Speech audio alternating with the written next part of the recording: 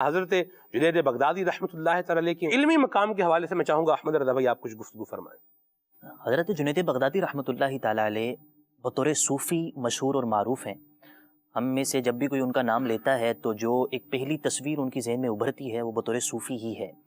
لیکن یہ بات تو ہم نے درس نظامی میں یہ بڑی کلیئرلی یہ پڑھی ہے کئی کتابوں میں کہ ہر ولی جو ہوتا ہے وہ عالم ضرور ہوتا ہے، نسبت عموم خصوص مطلق جی ہر عالم کا ولی ہونا ضروری نہیں ہے، البتہ ہر ولی کا عالم ہونا ضروری ہے۔ اور جو سید الاولیاء، سید الطائفہ، طاؤس العلماء، جو اتنے بڑے بڑے القابات جن کے لیے استعمال ہوں تو یقیناً وہ بہت بڑے عالم دین بھی ہوں گے۔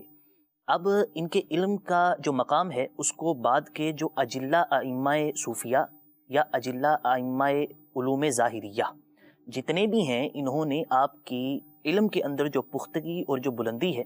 اس کو بالکل کھلے دل سے قبول کیا اور اپنی کتابوں میں لکھا ہے۔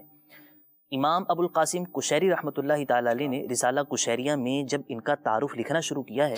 تو وہاں پر آپ کے لیے لفظ فقیہ کا اطلاق کیا ہے۔ اب جو لفظ فقیہ ہے، اگر کوئی علوم فقہیہ اور جو ان کی اصطلاحات ہیں ان کی کتابیں پڑھنے والا ہو تو وہ یہ جان سکتا ہے کہ فقیہ کا لفظ کس مرتبے پر پہنچے ہوئے فرد کے بارے میں بولا جا سکتا ہے، یعنی یہ ایسے ہی کوئی بہت معمولی سا کوئی ہلکا پھلکا عالم ہو تو اس کے بارے میں فقیہ کا اطلاق اتنی جلدی نہیں کرتے علماء۔ فقیہ، فقیہ النفس اور اس کے علاوہ جو دیگر القابات استعمال کرتے ہیں ان کے خاص اطلاق اور ان کی خاص مراد ہوتی ہے۔ تو آپ نے حضرت جنید بغدادی رحمۃ اللہ تعالی علیہ جو کہ صوفی معروف ہیں ان پر فقیہ کا اطلاق کیا۔ کیا بات۔ اسی طرح بہت معروف اور بڑی مشہور ہستی حضور سیدنا داتا صاحب رحمۃ اللہ تعالی علیہ، کشف المحجوب ان کی مشہور کتاب ہے، آپ نے صاف طور پر ان کے لیے لفظ مفتی لکھا ہے۔ کیا بات۔ یعنی مفتی کا ایک اول وہلہ کے اندر جو کانسیپٹ ہے وہ یہ ہے کہ وہ دارالافتاء میں بیٹھنے والا ایک عالم دین ہوتا ہے، مگر یہاں پر ایک جلیل القدر صوفی کے بارے میں لکھا کہ وہ بہت بڑے مفتی بھی تھے، وہ فتویٰ دیا کرتے تھے۔ حضرت ابو ثور رحمۃ اللہ تعالی علیہ کی بارگاہ میں حاضر ہوتے تھے۔ حضرت ابو ثور رحمۃ اللہ تعالی علیہ فقہ شافعی کے بہت بڑے امام تھے، اور آپ کے پاس یہ بیٹھ کر حضرت جنید بغدادی فقط 20 سال کی عمر میں فتویٰ دیا کرتے تھے، یعنی فقط 20 سال کی عمر اور آپ صاحب فتویٰ اور دارالافتاء میں بیٹھ کر آپ فتویٰ دیا کرتے تھے۔ تو حضرت جنید بغدادی رحمۃ اللہ علیہ کا علمی مقام بڑا بلند ہے۔ یہاں پر ہوتا یہ ہے کہ ہمارے ہاں معروف کوئی اور حیثیت سے ہو جاتے ہیں مگر ان کا دوسرا پہلو بھی بہت بلند اور بڑا اعلیٰ ہوتا ہے مگر چھپا رہتا ہے۔ ایک چیز میں وہ انتہائی معروف ہو جاتے ہیں تو دوسری چیز چھپ جاتی ہے۔ مثال کے طور پہ حضور غوث اعظم رحمۃ اللہ تعالی علیہ کا جو نام اگر عوام میں لیں تو سب سے پہلے جو ایک ذہن میں آتا ہے کہ جلیل القدر صوفی، صوفیہ کے سردار اور بہت بڑے بڑے القابات ہیں آپ کے، مگر سیدنا غوث اعظم رحمۃ اللہ علیہ فقہ شافعی اور فقہ حنبلی دونوں پر فتویٰ جاری کیا کرتے تھے، یعنی اپنے بلد اپنے شہر کے اندر دونوں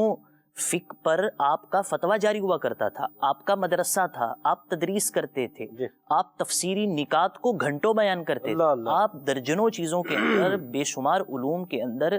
جو ہے وہ طویل تقریریں کیا کرتے تھے، تو آپ فقط ایک صوفی نہیں تھے، آپ کی وہ حیثیت بھی واضح ہے۔ اسی طرح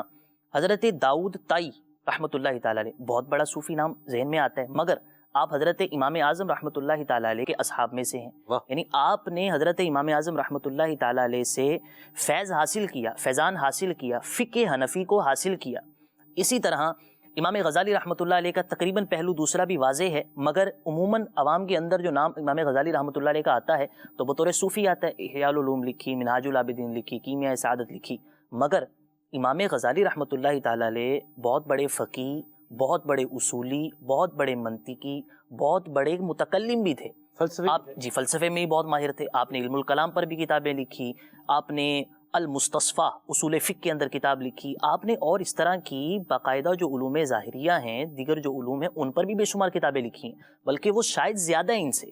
تو پتہ یہ چلا کہ بعض اوقات ہوتا یہ ہے کہ ہمارے ہاں جو ہے نا وہ ایک نام اور ان کی ایک خاص حیثیت معروف اور مشہور ہو جاتی ہے اور ہمارے ذہن میں ان کی یہ تصویر بن جاتی ہے، مگر ان کی دوسری حیثیت بھی اپنی جگہ معروف ہوتی ہے۔ تو حضرت جنید بغدادی رحمۃ اللہ علیہ فقط ایک صوفی نہیں تھے، صوفی کے ساتھ ساتھ وہ ایک بہت بڑے عالم اور بڑی بلند علمی حیثیت رکھنے والی ہستی بھی تھے۔